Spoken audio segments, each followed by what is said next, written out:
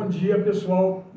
Eu estou aqui apresentando a descrição do projeto do Lúcio Costa, finalmente, porque nos vídeos curtos que eu fiz anteriores, eu falei do preâmbulo, falei dos elementos fundamentais do preâmbulo, do Brasília como capital, Brasília como civitas, não apenas como urbes, a monumentalidade de Brasília, e falei das teorias que no meu ponto de vista, informam a construção, o projeto da cidade. Agora eu vou entrar no projeto do Lúcio Costa. Não vou fazer nenhuma consideração sobre o que foi feito posterior, mas eu vou fazer sobre o que o Lúcio Costa apresentou no concurso, secamente.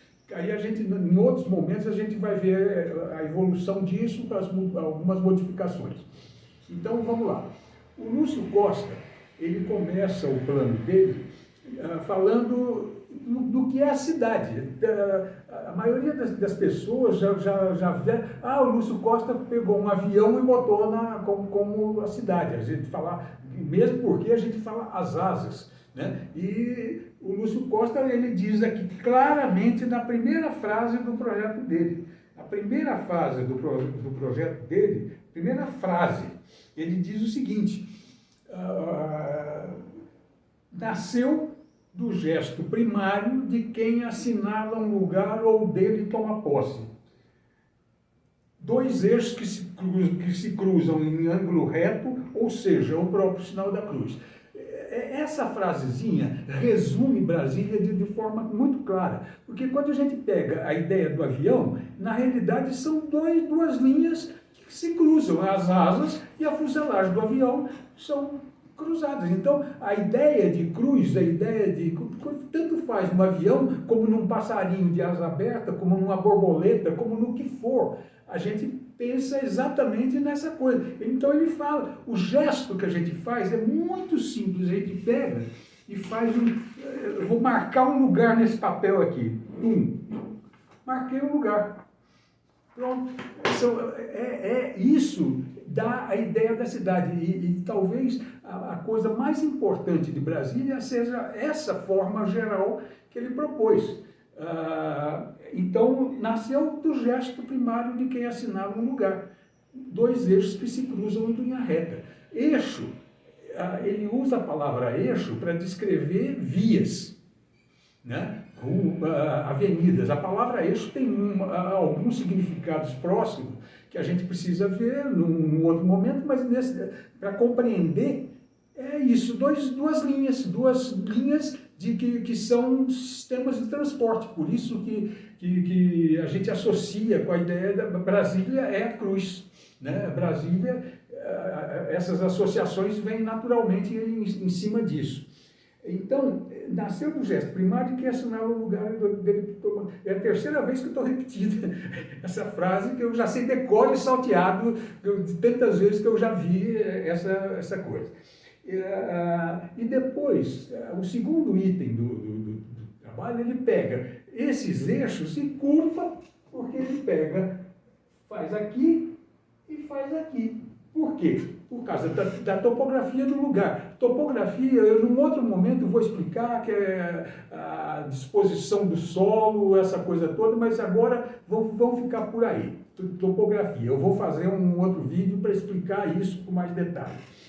Mas então ele faz dos dois eixos e curva. Um dos eixos é uma cruz, mas uma cruz de braço curvado, né? Aí ele fica com esse jeito que tem cara de avião, de fato. Parece, mas os eixos simplesmente, não tem nada que a gente ficar viajando em cima desse processo, são os dois eixos. Isso dá a forma, eu já vi fotografias de satélite de Brasília e a gente tem essa noção os eixos são tão fortes que eles marcam esse negócio. Isso define a cidade.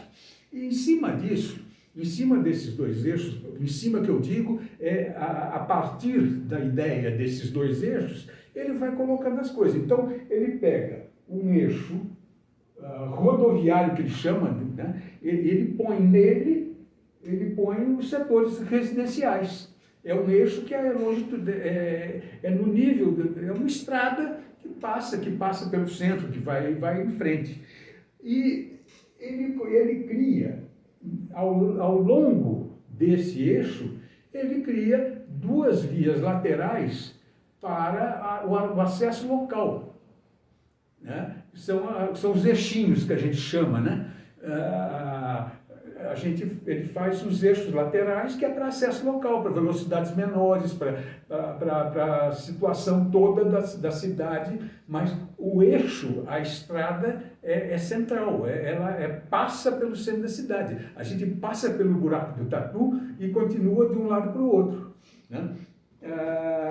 E aí ele usa nisso uma coisa que em 1957, quando foi o concurso, março de 57 que foi aberto o concurso, ele usa todos os princípios de técnica rodoviária que eram próprias daquela época, né? Trevo, as tesourinhas que a gente fala, os trevos, nos dois lados da rodoviária tem uma série de trevos que tem toda a lógica para permitir quem vem de um lado vai para o outro, quem vem de um lado passa para o outro lado, ou continua reto, então a gente tem as várias alternativas do eixo no projeto do Lúcio Costa. Ele usa as técnicas rodoviárias. Naquela época, quem começou a fazer rodovias específicas, com velocidade, com esses trevos, com essas coisas todas, que não tem cruzamento, o fato no eixo não tem cruzamento, ele tem só esses trevos que articulam as coisas, então mantém as velocidades. Quem vai continuar vai manter a velocidade, quem vai acessar as quadras pega os eixos laterais. Então, o Lúcio Costa trabalha com essas técnicas que foram inventadas na década de 20 pelos alemães. As autobahn dos alemães, as estradas que o Lúcio Costa chama de estradas parque, no caso de Brasília, todas elas que depois se desenvolveram, né? Ele dá esse sentido, né? De uma estrada que é uma estrada, não é uma rua, é uma estrada, não é uma avenida, é um eixo de estrada.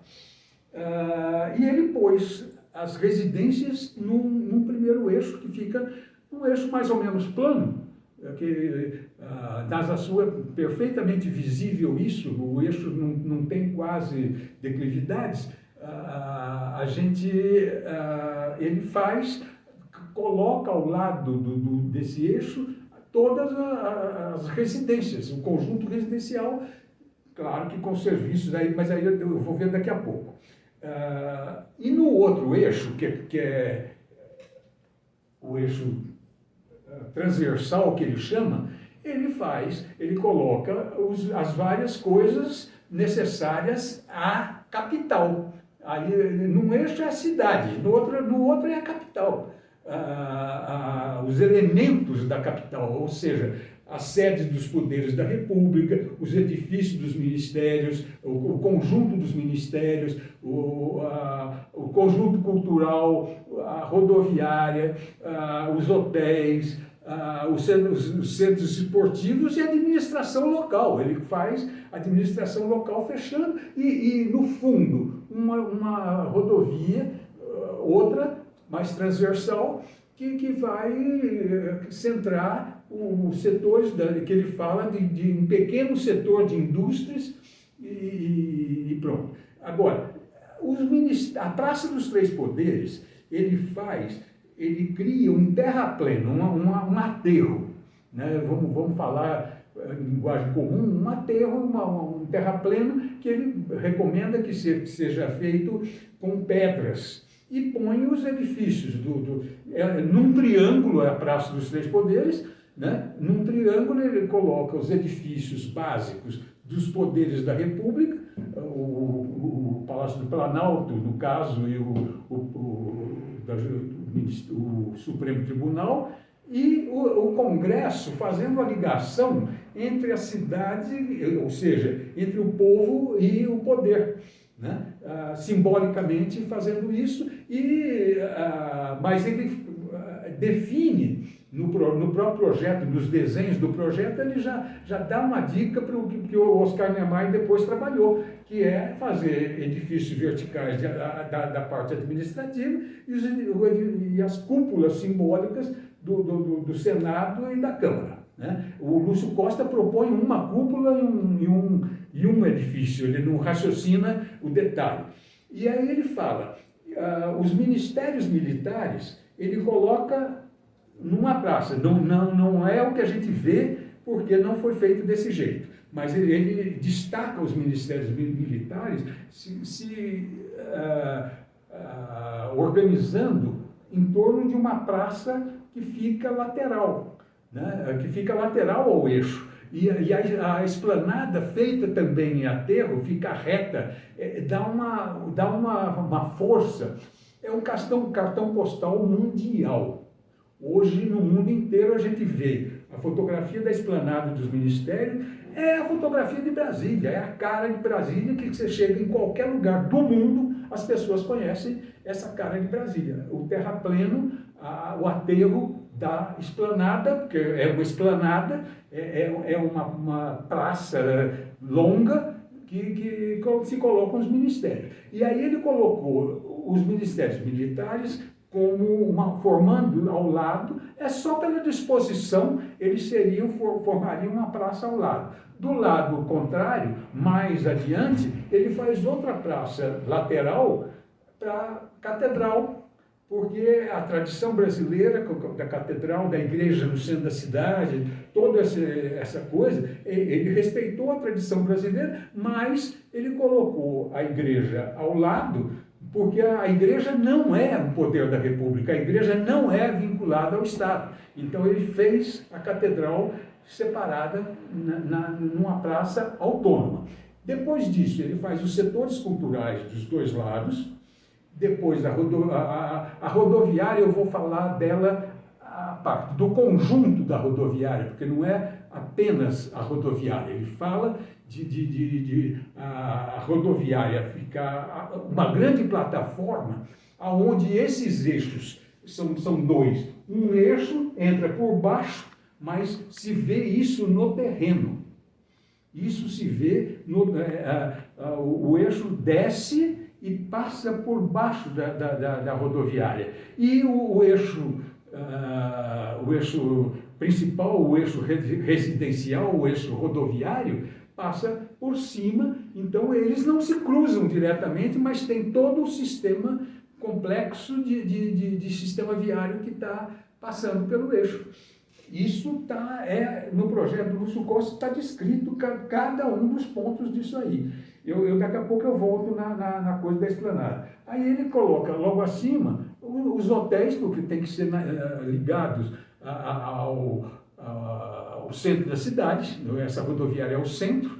E vejam bem, o centro da cidade é o cruzamento de um eixo transversal e um eixo longitudinal que se faz. O centro da cidade, com rodovia chegando no centro, é uma coisa que é absolutamente fora de comum, mas é o que o Lúcio Costa projetou, que foi um concurso onde havia vários projetos. A gente vai ver isso em outro momento também, mas o projeto do Lúcio Costa é talvez uma das principais características do Lúcio Costa, esse centro da cidade complexo, como ele fez.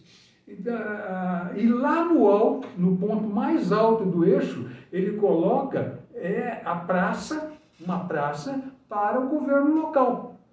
Para o governo, hoje é a Praça do Buriti, mas ele chama essa praça a Praça Municipal, porque é a praça dos poderes locais, com todos os elementos. E ele coloca ao lado dois parques, um parque botânico e um parque zoológico, laterais e com os setores esportivos, com essas coisas todas. Eu vou voltar para falar da rodoviária, porque ali esse cruzamento dos eixos, não apenas só do ponto de vista viário, ele é complexo, mas ele é complexo no conjunto das coisas.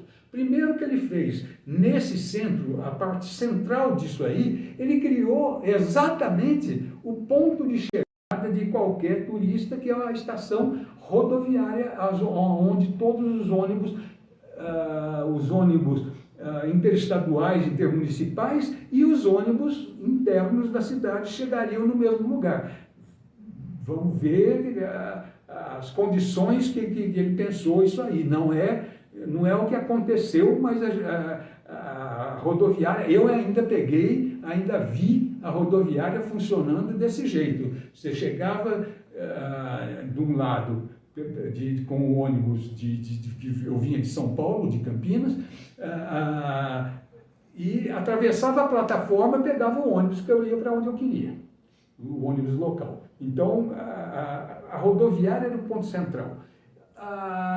Então, nessa área central, ele criou um conjunto que era único, era baixinho, mas era único, de setor. A gente chama setor. Setor é uma área preparada para aquilo, para funcionar para diversões. É para ter teatro, bar, cinema, para fazer barulho, para ter teatro que acaba às 2 da manhã, cinema que funciona às 2 da manhã, e que não incomoda ninguém. Não incomoda ninguém, porque está num local que concentra esse tipo de atividades. Isso, a localização desse único conjunto, passando por toda a rodoviária, criava um fecho que quem olhava para o lado da torre não tinha a visão completa da torre, mas tinha a visão da torre era por baixo dessa parte central. Então, não era uma coisa aberta para a torre, era aberta só para o lado da esplanada. Então, um setor de diversões baixo, de pouca altura, de menos altura do que esse que a gente conhece. Esses dois que a gente conhece, era um só, mas mais baixo. E a parte central dele estava limpa, sem nenhuma construção que impedisse a visão da torre por baixo.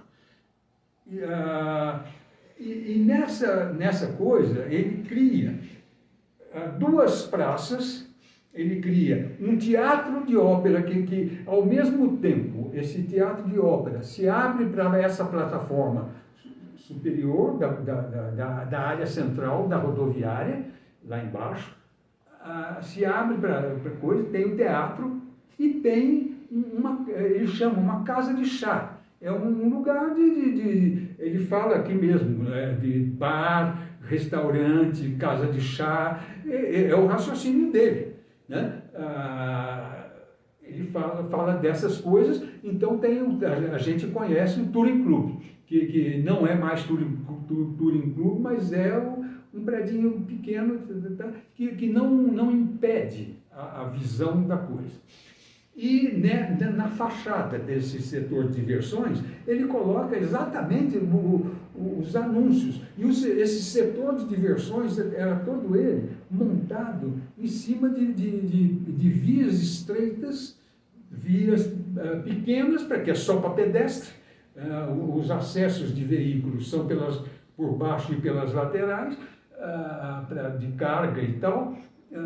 Então, ele cria um sistema de vielas que ele fala do Champs-Élysées em Paris, fala de Londres, fala do Times Square de Nova York, né? Que são as diversões. E nele, essas pequenas ruas e essas avenidas, essas pracinhas, pequenas pracinhas, onde teria a mesinha na calçada, o teatro, um teatrinho, um cinema, tudo em um setor unificado de diversões. Ao lado disso, ele cria, são quatro coisas que se interligam, porque na forma que ele projetou, o eixo rodoviário faria o que faz de subir um pouco e passar num nível um pouquinho mais alto para deixar o pedestre, mas seria todo, o chão estaria todo liberado para os pedestres, e não não apenas pequenas passagens, o chão para pedestres, ligando todo o conjunto. Então, haveria um centro da cidade, com um conjunto central da cidade, com uma área onde teria predominância de bancos, natural isso.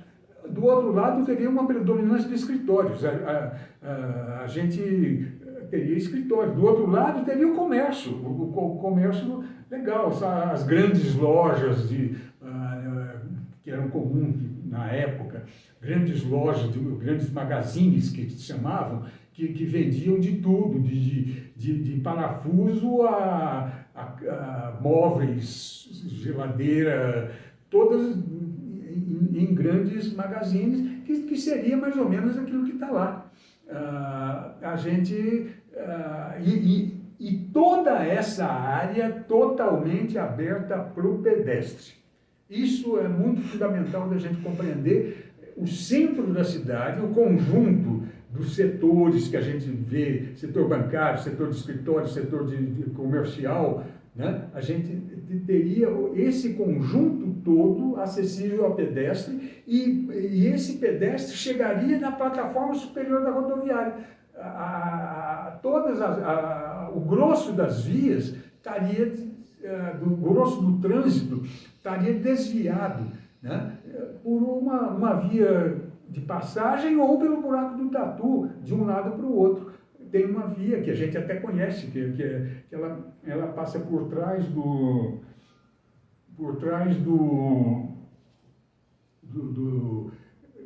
desses setores, ela faz uma curva e liga o eixinho norte com o eixinho sul. Isso é muito, muito fácil da gente compreender, né? Essa via e o buraco do Tatu fariam uma ligação direta das coisas. Na plataforma superior só chegariam os veículos que iam para alguma coisa ali mesmo. Então a área central dessa grande plataforma seria um grande estacionamento e com duas praças de pedestres laterais, né? Uma na frente do teatro, outra na frente da casa de chá, né? Ficaria muito fácil, seria a área de pedestre. O centro da cidade seria essa coisa. Lembrem-se, a gente não pode perder de vista essa coisa, que as coisas que eu falei no preâmbulo, que eu falei curtinhas, estão presentes toda vez que a gente pensa no projeto inteiro.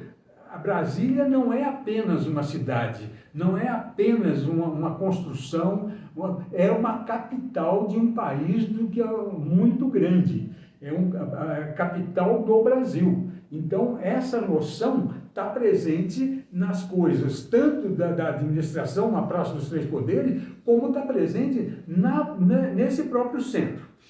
E o projeto do Lúcio Costa vai desenvolvendo, e assim, ele põe uma torre de 200, ele joga com mais ou menos 200 metros de altura, que é aproximadamente o que tem, uma torre de aço no centro, como uma marca. Na época, ela centralizaria todos os serviços de rádio, de difusão de rádio e TV.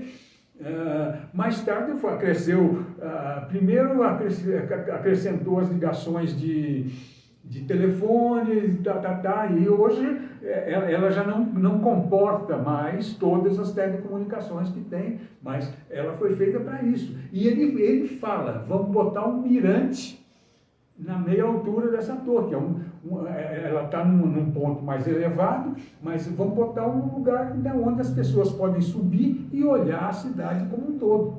E é uma vista fantástica que a gente tem dali. É uma coisa. Então, a torre é um marco, né? É um marco no projeto do Lúcio Costa, é um marco importante mas ela não tem nenhuma função muito especial. Na base dela, ele propunha que ficassem os estúdios das televisões, das rádios, as coisas. Naquele momento, talvez fosse até possível, mas hoje as coisas estão muito mais complexas e hoje essa função se perdeu. A torre, então, admitiu outros usos na própria base. E atrás da torre haveriam setores esportivos, né, de um lado, ele fala de um hipódromo do outro lado, né, e os parques, os dois parques, ele fala de um parque do lado norte e um parque do lado sul, e ele faz, um é botânico, o outro é zoológico, que era a proposta dele. Depois dos parques vinha a Praça Municipal e depois um trecho curto da continuação desse eixo, onde teria um pequeno setor de indústrias, né? A cidade seria fundamentalmente administrativa para a capital do país, então a cidade seria única, né? E para a capital do país, as indústrias seriam um suporte para uma vida urbana necessária. Isso aí, então, teria um setor. E a estação ferroviária. Então, é aí que eu falo, que eu comentei nas teorias que eu falo, que é uma coisa que aparentemente é contraditória. A ideia de linha na cidade, a linha se expande até onde for. Você pode, qualquer um dos dois eixos, você poderia prolongar muito longe.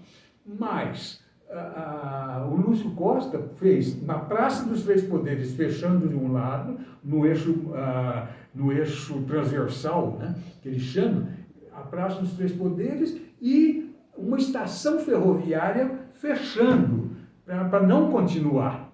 Então, é uma coisa que é contraditória. Um sistema linear que é teoricamente expansivo, mas fechado dos dois lados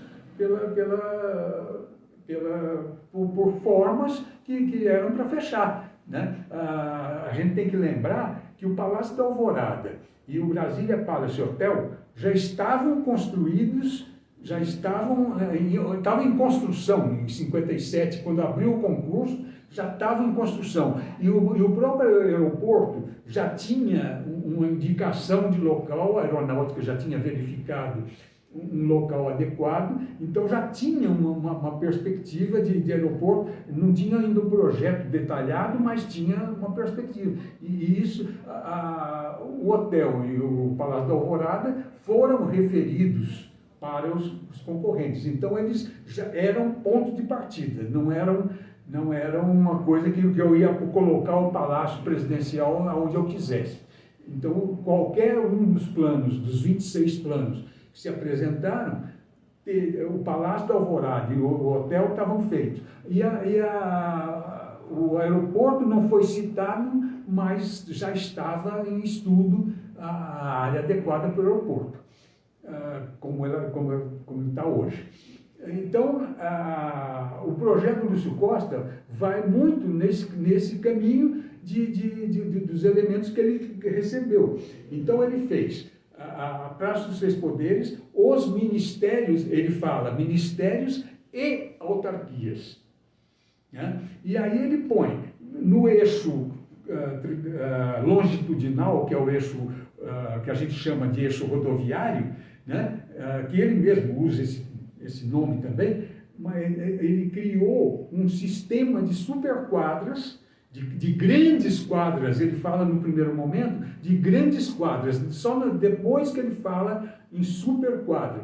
E nessas superquadras, ele cria uma situação, ele projeta 15 blocos residenciais com apartamentos na faixa de 80, 90 metros quadrados, com apartamentos pequenos, blocos aluguéis. Ele não explicita essa dimensão dos apartamentos, mas ele raciocina uma densidade de moradores em cada quadra, com os 15 blocos, que seria na faixa de 3.500, 4.000 habitantes em cada quadra, que permitiria cada quadra ter um comércio local de base, a quitanda, a frutaria, o supermercado, o barbeiro, a costureira, e até o barzinho, o botequinho pequeno, que fechava às 8 horas da noite, 9, 10 horas da noite no máximo.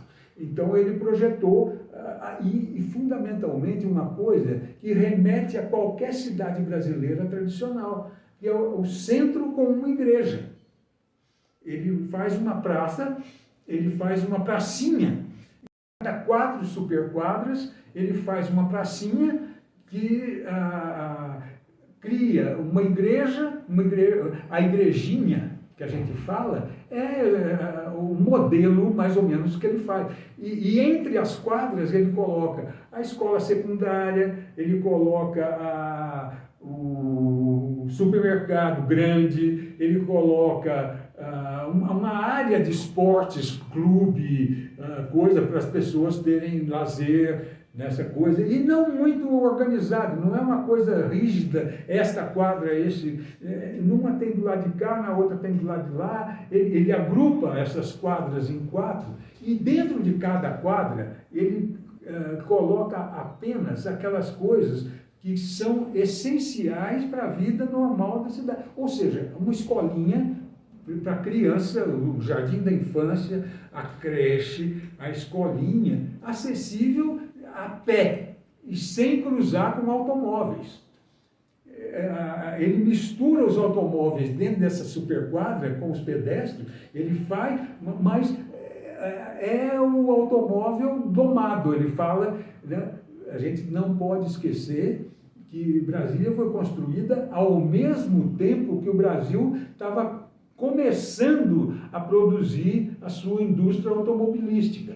Então, era o primeiro momento, não havia a relação da frota de veículos nacional com a coisa, era muito menor, era muito pouca gente que tinha carro naquela época. Então, ele faz isso, ele colocou o cinema, por exemplo, na época havia grandes cinemas. Ele fez botar nesses espaços entre as quadras para fazer, mas garantindo sempre a ligação das quadras com as coisas, com as quadras de esporte, com o cinema, com o supermercado, de uma forma que tivesse o mínimo de cruzamento de rua para qualquer pessoa poder circular entre os lugares com muita facilidade. Então, cada conjunto de quadras, ele raciocinou cada quadra como um bairro de uma cidadezinha pequena. E cada conjunto de 4 quadras tendo todos os equipamentos para a vida urbana completa. Uma criança até os 18 anos, mais ou menos, podia viver sem sair da quadra, não precisava para ir para a creche, para ir para a escola primária, para ir para a escola de nível médio, não precisar sair da quadra. E ter os apartamentos na quadra, ele usa a figura do pilotis, que é uma área coberta para as crianças poderem brincar, para os próprios moradores poder bater papo, fazer conversa. É o lugar da vida cotidiana das pessoas. Claro, o pai trabalhava no ministério não sei quanto, ele pegava e ia para o ministério. O transporte coletivo seria muito simples, né? As cidades, as quadras, as coisas, ele pegava, saía, entrava no eixo por uma tesourinha, por um trevo, não tinha cruzamento. Era muito simples, a circulação era muito simples, né? Embora o raciocínio dela na área central fosse muito complexo, porque tem vários trevos que você passa de um lado para o outro, você vai passar do eixo rodoviário para o eixo monumental, você vai passar toda hora você passa de um para o outro, você precisa disso. Mas você tinha essas coisas. Então você estava a vivência até uma certa faixa de idade, e para os mais velhos também, podia ser dentro da quadra. Ele ia para a sua igreja, ele ia para a biblioteca, ele ia para o correio, ele ia para a polícia, ele ia para o que ele quisesse, ou para a escolinha, para a creche, para a escolinha primária, ou para o jardim da infância, ele sem sair da quadra, sem sair do conjunto. Era uma convivência muito bem estabelecida nesse conjunto. A gente vai ver essas coisas, quais os problemas que isso criou, por que criou e o que foi modificado dessa coisa. Mas isso é outro momento. Uma coisa que é importante é a gente ver que esses dois eixos, fechados pela estação ferroviária e pelos seis poderes, e esse outro ficou aberto. Então ele colocou no fim do eixo, ele colocou o cemitério, a universidade ele colocou por aqui, perto dos ministérios. Ele raciocina, ele cita especificamente o Ministério da Educação. O Ministério da Educação fica perto do teatro, do setor cultural, da universidade, essas coisas ficarem agrupadas ali. Só que, naquela época, o Ministério da Educação era o Ministério da Educação e Cultura. E tem uma série de coisas que a gente vai ver que faltaram, que não ficaram bem esclarecidas, mas que o Lúcio Costa trabalhou no projeto como ele pôde, para fazer uma cidade que, ao mesmo tempo, seria uma vida cotidiana, uma vida da pessoa, individual, na quadra, na vivência, uma qualidade de vida excepcional, e seria para toda a população, não haveria outras coisas. A população toda da cidade estaria abrigada. E ele ainda criou, no projeto dele, um conjunto de casas no chão, de casas térreas individuais, como a gente conhece hoje as casas do Lago, por exemplo. Ele fez um conjunto dessas casas no projeto dele, mas que dava para abrigar talvez um quarto da população. Não era uma coisa muito grande. A maioria da população estaria vivendo nas quadras, que era o raciocínio que ele estava fazendo. Os setores esportivos, os parques, as coisas, os setores militares, e ele tem, ligado aos setores militares, tem no desenho, só existe no desenho, ele não cita, mas tem um pentágonozinho aqui, que eu tenho certeza que é a referência que ele fez ao Pentágono dos Estados Unidos como Estado-Maior, como comando das Forças Armadas em conjunto, Marinha, Aeronáutica, Exército, né? Num conjunto, ele fez um pentágonozinho, uma alusão. Ele não desenvolveu um projeto para o Estado-Maior das Forças Armadas, mas ele jogou aquilo. Então, a gente, com isso, a gente vê uma série de outras coisas. As embaixadas, ele jogou ao lado das quadras. E uma coisa muito importante, as quadras, ele projetou o eixo, com os eixinhos laterais, atingindo 2 faixas de quadra do lado oeste e uma faixa de quadras do lado leste. Então, teria o que a gente conhece hoje, as quadras 100, as quadras 200 e as quadras 300. Não teria as quadras 400 no projeto do Lúcio Costa. Não precisaria disso. Depois a gente vai ver as modificações que aconteceram, por que aconteceram, então, mas isso vai ser um outro momento, porque tem muita coisa mais complexo, né, nesse processo. A universidade também está em outro lugar, e as embaixadas estariam ao longo de toda a cidade, próximo dessas quadras, das quadras 200, que ele chama a faixa de quadras singelas, simples, de uma faixa só. as 400 foram acrescidas mais tarde no projeto. Assim como do lado oeste, ele faz uma grande via de carga. O raciocínio do eixo é um raciocínio de funcionamento, vamos chamar assim, de veículos de passeio sociais. Ônibus, inclusive, mas não carga e caminhão e acesso de coisa. Que seria por uma via ao longo de toda a coisa, que teria uma faixa estreita de armazéns, oficinas, que seria a W3 que a gente conhece, né? Recebendo as cargas e jogando para dentro. Então, não seria o raciocínio de mais uma avenida. A gente vai ver isso. Eu estava fazendo um esforço para evitar de comentar o que veio depois, mas não tem como. Tem certas horas que a gente tem que falar, mas a gente vai ver essas modificações num momento próprio. A gente vai ver o conjunto de modificações que foi feito num momento próprio. A complexidade desse centro urbano, mas uma coisa que fica muito clara, a visão do horizonte,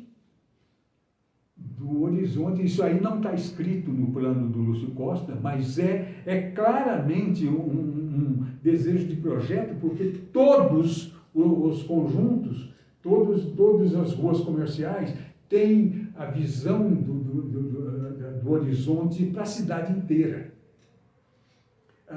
Uma outra coisa nesse projeto que chama atenção é que, na maioria das vezes, nas grandes cidades, nas grandes capitais do mundo, os edifícios representativos de poder estão no alto,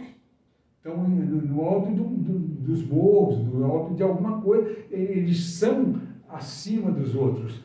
Em Brasília, a área monumental da cidade, da Praça dos Três Poderes e a Esplanada dos Ministérios, está na parte mais baixa. Não está na parte mais alta. Na parte mais alta está o governo local, como é o governo local, são as coisinhas menores, e a torre, que é um monumento. A torre é um monumento que tem uma coisa em si próprio, ele tem vida em si próprio, mas o monumental é a Praça dos Três Poderes.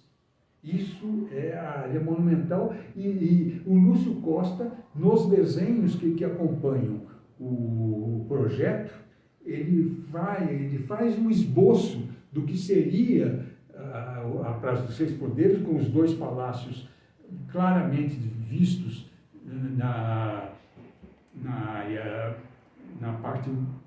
base do triângulo, e no vértice do triângulo um edifício alto, com alguma coisa alta que fosse visível de toda a cidade, mas estando no ponto baixo, que é o Congresso Nacional. As figuras, as cúpulas representativas que ficaram do poder, que aí já é a interpretação do Oscar Niemeyer do projeto dele, no nível praticamente do chão, que é visível como se estivesse ali ao alcance da mão. Então tem todo um conjunto simbólico dos edifícios representativos do Estado Nacional que fazem a cara de Brasília e que estão no ponto baixo. A gente vê em Roma, o Vaticano tem a cúpula de São Pedro, tá no alto. Roma são elevações muito suaves, são muito pequenos. As 7 colinas de Roma são muito pequenas, mas o Vaticano é numa dessas colunas, ele fica no alto. Marca o poder da Igreja Católica daquele momento. Em Washington, o Capitólio, a sede do Poder Legislativo americano, com aquela cúpula monumental, ela fica no alto. Em Brasília, o Congresso fica no baixo. E ele é visível de toda a cidade por causa da topografia, por causa da forma, da localização da cidade. Então, a monumentalidade, ele inverte o padrão tradicional de monumentalidade. Em Paris, isso já é esboçado, que a Praça da Concórdia, em Paris, ela fica num ponto mais baixo do que o Arco do Triunfo. A Avenida dos Campos Elíseos desce do Arco do Triunfo, mas o Arco do Triunfo foi construído em 1830, talvez. Ele marca o eixo e tal. A Praça da Concórdia, que ela tem a Assembleia Nacional Francesa, que é a representação do poder popular instaurado com a Revolução Francesa, de 1789, essa praça fica no ponto baixo. É o único caso. Aí, pessoal, teve um problema técnico com a nossa finalização do vídeo e a gente teve que regravar esse final. Então, eu estou aproveitando para fazer uma mudança no roteiro que estava, que eu vou apresentar o desenho do Lúcio Costa, uma vez que a gente trabalhou predominantemente com o relatório. A gente falou muito do relatório, mas não mostrou no desenho a coisa. Então, eu vou apresentar aqui, segundo as coisas que o Lúcio Costa fez, eu vou mostrando no desenho. E a gente vai discutir essas coisas mais para frente, a gente vai perceber que tem coisas que não tem nada a ver com a cidade que foi construída.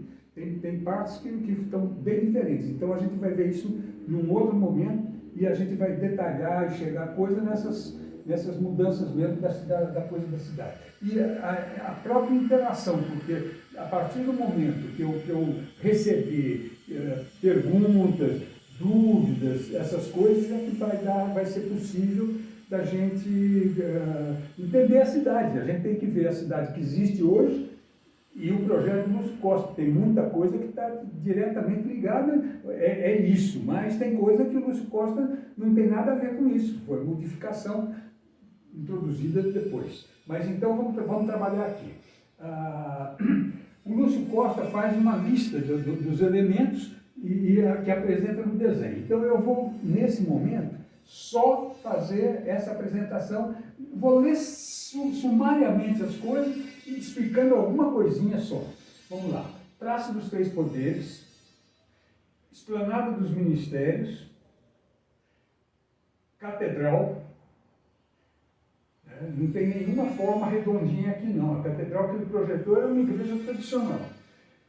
Setor cultural, setor de diversões, centro de diversões, que é a própria rodoviária, a própria região da rodoviária. Setor de bancos e escritórios, né, de um lado e do outro. Setor comercial, 7, né, dos dois lados. Hotéis. A torre de televisão. 10 é o setor esportivo. Aqui, o setor esportivo, dos dois lados também. A praça municipal, que é a Praça do Buriti. Os quartéis, dos dois lados do eixo.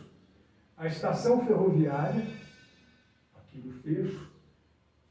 Armazenagem e setor de indústrias, aqui atrás, pequenas indústrias. Cidade universitária.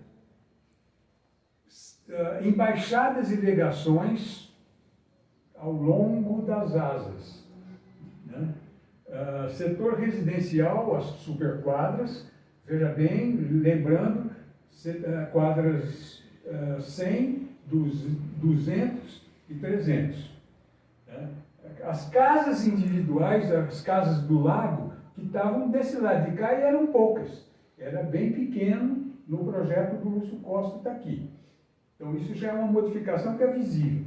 Aqui, ao longo da via de carga, que é a W3, ao longo da via de carga, havia um setor de horticultura, floricultura e pomar.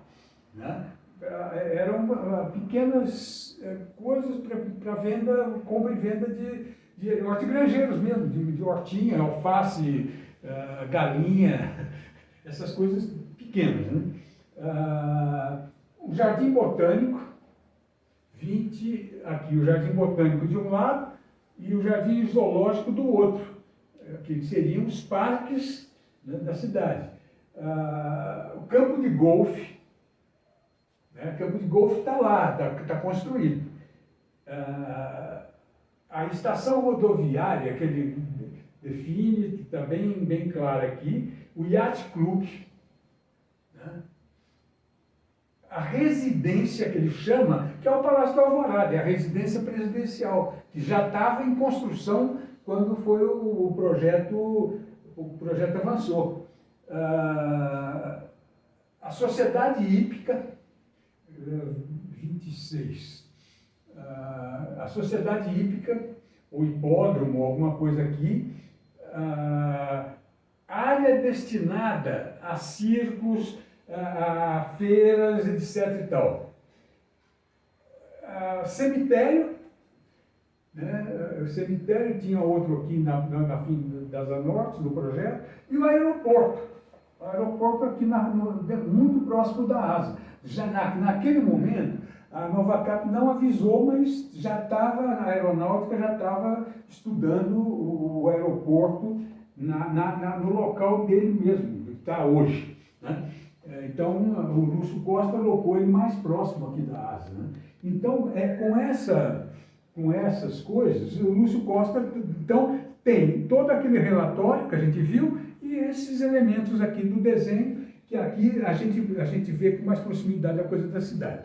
Eu vou fechar agora a coisa falando um tiquinho do Lúcio Costa. O Lúcio Costa, ele é brasileiro nato, ele nasceu no Brasil, mas ele nasceu na França, ele nasceu em Toulon, na França. Toulon é um porto no sul da França, onde o pai dele estava servindo, o pai dele estava atuando como engenheiro naval vinculado à Marinha Brasileira. Ele não era da Marinha, mas era engenheiro naval trabalhando na Marinha Brasileira. Toulon é uma base naval francesa importante no Mediterrâneo, no sul.